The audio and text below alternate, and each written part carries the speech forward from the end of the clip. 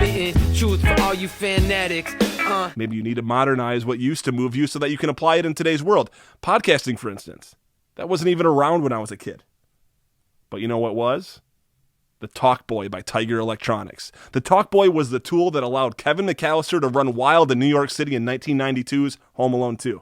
The Talkboy was essentially an over-designed tape recorder, a bunch of plastic and paint on it, that allowed you to manipulate the audio by slowing down or speeding up whatever you had recorded on the full-size cassette tape. And I love that thing.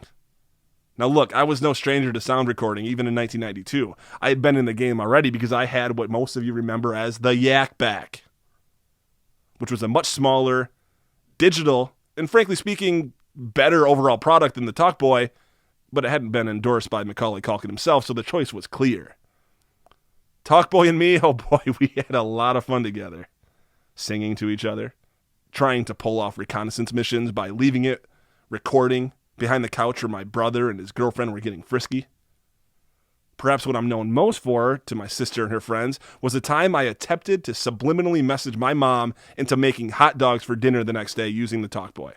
Influenced by some amalgamation of Manwich Sloppy Joe commercials, Saved by the Bell hijinks, and Get Smart reruns, I created a 90-minute long recording of myself repeating in monotony, hot dogs, hot dogs, hot dogs, hot dogs, hot dogs.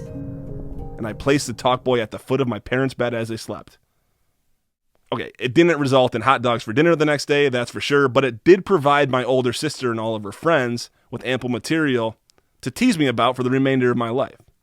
Now, luckily, that life won't be that long, thanks in large part to my affinity for hot dogs. Hot dogs, hot dogs, hot dogs. Point is, it's almost 20 years later, and I'm still recording myself. I'm still manipulating audio. And I'm as excited to do it today as I was back then. I should have pursued this passion from the jump, but I didn't. But now I am.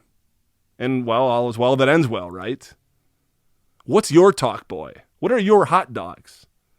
Find out. It's not too late, and I assure you it'll be a trip worth taking. Coming straight from the brand.